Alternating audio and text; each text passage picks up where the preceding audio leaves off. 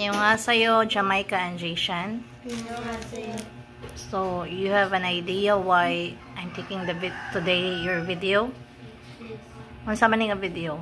It is a warning video regarding with your absent. Kay nga naman, August 4 and yesterday nanamoy duha ka absent with same nga reason, which is nagplay ra mo diha sa gawas, no?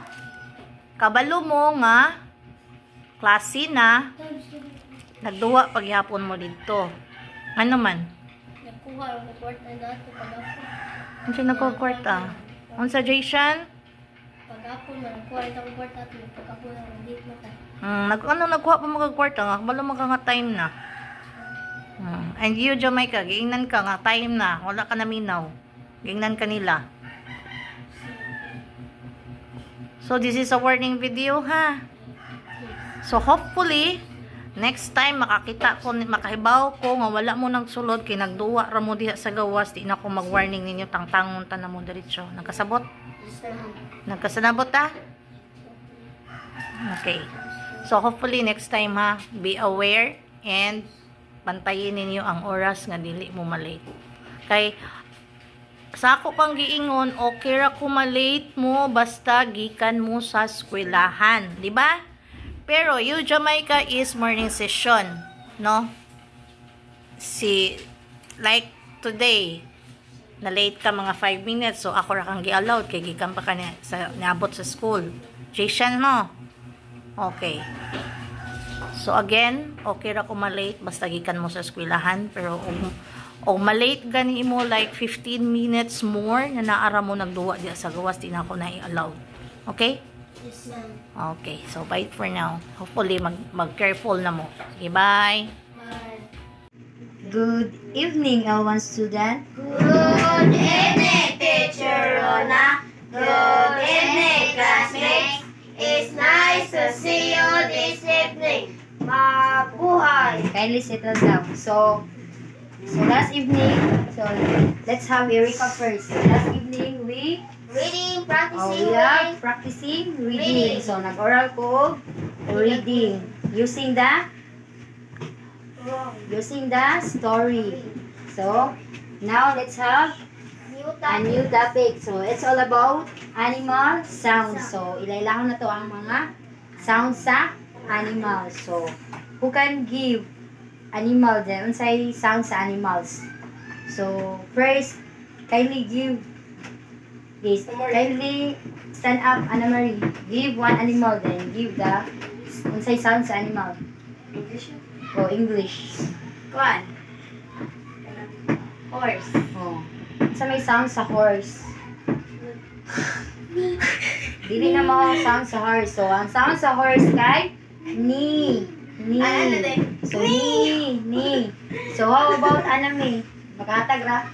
Otter. Okay. Cat. So, what is the sounds of cat? Meow. So, meow, meow. So, how about frog? Dog. Ow, ow. So, dog. Ang sound sa dog kay Bark. bark or scream. Scream. Ow, ow, screams. Sa dog. Goat. So, how about lingo? Goat. Cow. So, cow. What's the sounds of cow? Mo. Mo. So, how about Shan?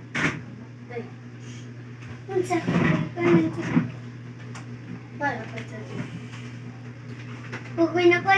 So, wala ra. So, wala kay animals nga. Diba kung say sounds? How about kuan Shan?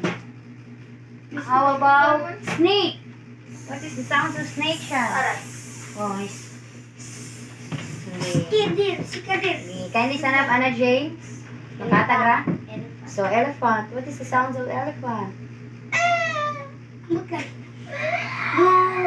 Do you know? Kuan na siya ang no kay cow. So, ang elephant kay cow.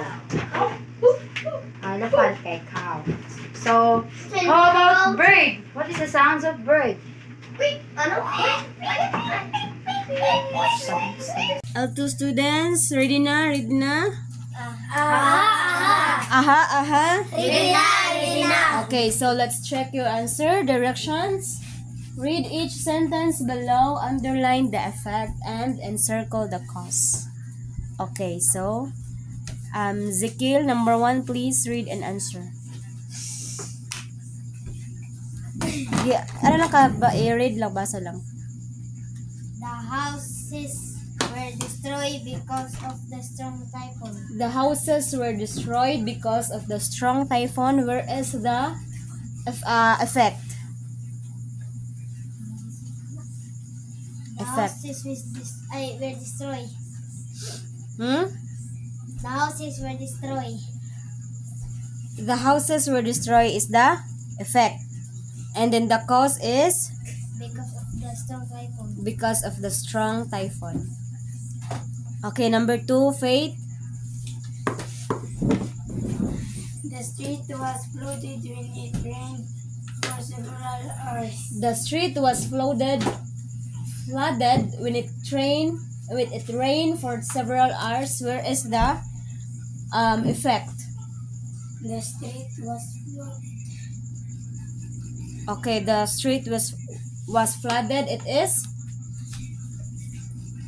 So I which is the effect effect, and the cause is when it rained for several hours. it rained for several hours. So check. Oh, to check each. Okay, number 3, Daisy. Mario got sick, so Luigi took his place. Mario got sick, so Luigi took his place. Where is the effect? Mario got sick. Mario got sick. Okay, so Mario got sick is the cause. Then so Luigi took his place as the effect. Okay, number 4, Janilyn. The student couldn't go to school because of the heavy rain. Okay, the student couldn't book. Okay, so all 3 students, let's check your answer. Okay, number 1. Okay, unsa yung answer gani? Dili ka tong tulo ka 3 types of symbiotic. Mutualism, parasitism, commensalism. Okay, so number 1. Barnacles get transportation and food access. I know. Number 1. Orchids get sunlight by growing on trees. The tree is not harm. Anjali? Commensalism. Okay. Huh? Commensalism. No.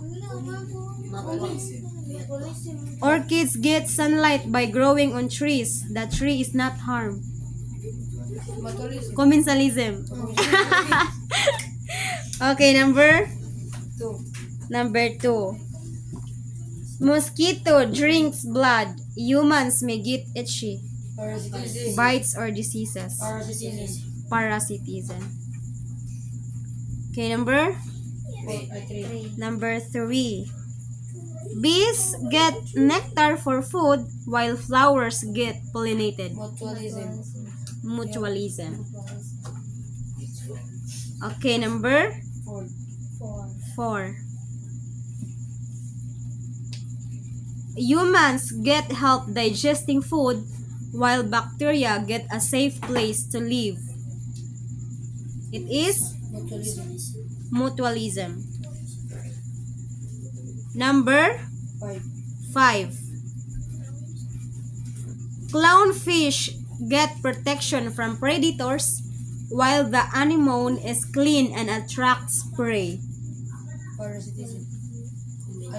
It is mutualism.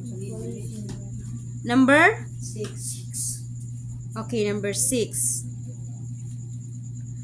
Tapeworm absorb nutrients while humans lose nutrition. Parasitism. Check. Number 7. Fleas suck blood, harming the dog's health. Parasitism. Number 8. Lice feed